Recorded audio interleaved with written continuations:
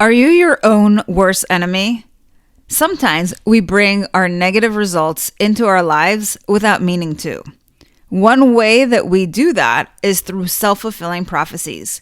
So if you want to put an end to this, tune in to this week's episode of the Women in Medicine Badass Radio Show. This is me, Dr. Sharon Grossman, and you're listening to episode number 45. Welcome to the Women in Medicine Badass Radio Show, where we deal with the real issues to get you from overwhelmed to optimal. And now, your host, Dr. Sharon Grossman.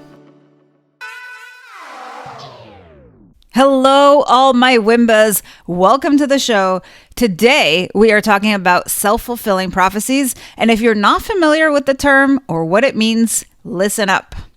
So what is a self-fulfilling prophecy? It's an expectation that shapes your actions. There are two ways this can work. You can have a belief that leads you to do certain things and turn that belief into reality. We see this all the time. This is why we set goals. We have something we want to accomplish. We expect certain results when we take an action, and voila, we've succeeded. This can also work against you if your belief is a negative one. So think about a situation where you had self-doubt. You might want to accomplish something, but you don't believe it's possible, either because of your circumstances or because of your lack of ability. So you hold yourself back. As Brian Tracy said, whatever we expect with confidence becomes our own self-fulfilling prophecy. Now, something super interesting happens called confirmation bias. This is where we subconsciously look to prove ourselves right. What this translates into is the phenomenon whereby if you have a negative belief, you don't take action or you take insufficient action and essentially sabotage yourself to prove your belief true. Crazy, right? Well, we do it all the time. So if you know that's you and you want to break the cycle, you are in the right place. I mentioned there are two types of self-fulfilling prophecies. The first we said is when your actions are shaped by your expectations. The second type is when your actions are shaped by other people's expectations. So think about a situation where someone doubted you and how their doubt seeped into your brain and led you to hold yourself back. It could have been a teacher or a friend, a boss, or a colleague. And of course, it can also happen in the reverse, where because someone has a positive expectation of you, you exceeded your own expectations of yourself because your actions aligned with their expectation. Some tricky mindset stuff here. By the way, when other people's expectations or actions influence how you behave, that is known as the Pygmalion effect. Here's a classic example of that. Roger Bannister was a runner. During his time, people believed that you couldn't run a mile in less than 4 minutes. Doctors ran tests and said 4 minutes is the limit of our human ability. It is no surprise then that runners always ran above the 4-minute mark. That's when Bannister came in. He thought this was nonsense and was determined to prove doctors wrong. He practiced and got his time down from 4 minutes 12 seconds to 4 minutes 2 seconds. Fast forward to the 1952 Olympics, Roger was determined to break the record. People said it couldn't be done. And then he ran the mile in 3 minutes and 59 seconds. Amazing, right? Well, that's not the most amazing part yet. By demonstrating that it was possible, he broke through the mental barrier that runners had held on to, and it didn't take long for others to follow suit. Just 6 weeks later, someone else ran it in 3 minutes and 58 seconds. In total, in 1952, there were 37 runners who ran a mile in under 4 minutes. The following year, another 500 runners did the same. Since that time, so many people have done it that we have lost count of how many times it's been done.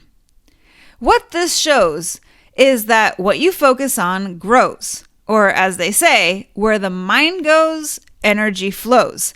That's why it's so important that you watch your language. Instead of saying or focusing what you don't want, you need to focus on what you want. And that's why worrying or anxiety is considered a form of a self-fulfilling prophecy. Here's a quote from Robert Anthony on this. He says, "The problem with worry is that we attract the very thing we are trying to avoid. We live a self-fulfilling prophecy. Life keeps its agreement with us through our beliefs because whatever we think about, we bring about. Life is like a mirror. It reflects back whatever image we present to it."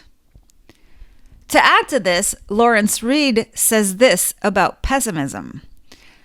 "Pessimism is not only unwarranted, it is also a self-fulfilling prophecy. If you think the cause is lost, it will be. No one works hard for a cause they think they will lose." But as mentioned, you can use the brain's tendency to confirm its own biases to your advantage. Mark Victor Hansen, founder of the Chicken Soup for the Soul series, says, "The law of self-fulfilling prophecy says that you get what you expect. So why not create great expectations and the highest vision possible of yourself and your world?" Here's an example. Jodi Picoult is a famous novelist. She said, "My first job was as an assistant in the local library." Self-fulfilling prophecy?